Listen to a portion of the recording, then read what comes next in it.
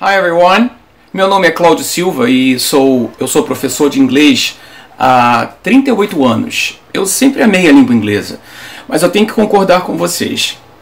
Eita língua estranha, língua muito estranha, né?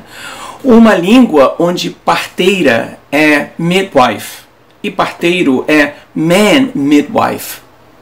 Uma língua onde vogais têm sons distintos dependendo da palavra. Não é como em português, A é A, I é I. Não em inglês. Essas vogais têm sons distintos dependendo da palavra. O inglês é uma língua onde algumas consoantes não são pronunciadas, mas precisam ser escritas. Por exemplo, o K em know, conhecer, saber, é mudo. E o P em receipt, de nota fiscal, notinha, também é mudo. O P não é pronunciado. Isso enlouquece o aluno.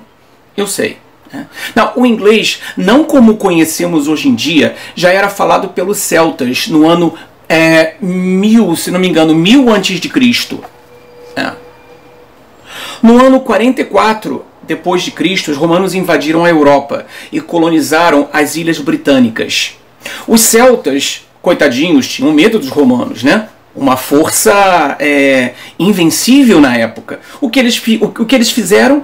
Pediram ajuda às tribos germânicas. Por exemplo, os anglos, os saxões e outros.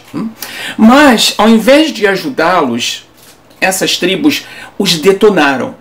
Eles detonaram os celtas. Essas tribos detonaram os celtas. E o inglês passou a ser falado pelos anglos e pelos saxões, que naturalmente mudaram a língua. Por exemplo, England, Inglaterra, quer dizer terra dos anglos. A história da língua inglesa pode ser dividida em 3 fases distintas: o Old English, o Middle English e o Modern English, como nós o conhecemos. No passado havia uma enorme diversidade de dialetos. Para vocês terem uma ideia, os dialetos eram tão diversos que os falantes de uma tribo não conseguiam se fazer entender por falantes de outras tribos. E, em tese, todos falavam inglês. Então havia uma enorme diversidade de dialetos. Mas no período conhecido como Modern English, a partir de 1500, o inglês foi padronizado e unificado.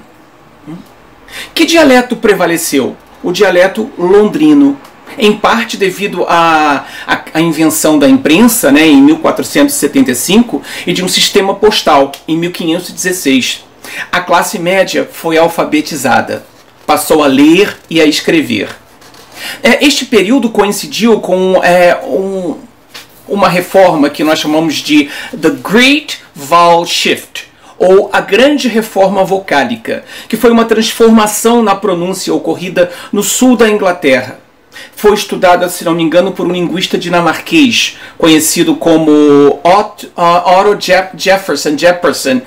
Jespersen. Ele era linguista e anglicista, dinamarquês. Bem, gente, a questão é que as reformas na pronúncia não foram acompanhadas de reformas ortográficas, o que explica, em parte, o caráter conservador da língua inglesa, porque não há correlação entre pronúncia e escrita no inglês moderno. Nós ainda temos um sistema ortográfico baseado na língua falada no século XVIII. Por exemplo, o auxiliar do para perguntas, do you like it? E na negativa, I don't like it, só foi adotado nos séculos XVI e XVII. O uso da dupla negação na mesma frase passou a ser incorreto. Em inglês você só nega uma vez.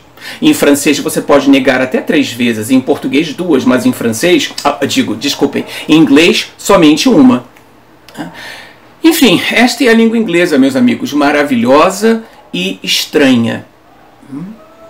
Mais tarde falaremos um pouco mais sobre a história da língua inglesa e como as coisas chegaram a ser como elas o são hoje em dia. Bye bye! See you around!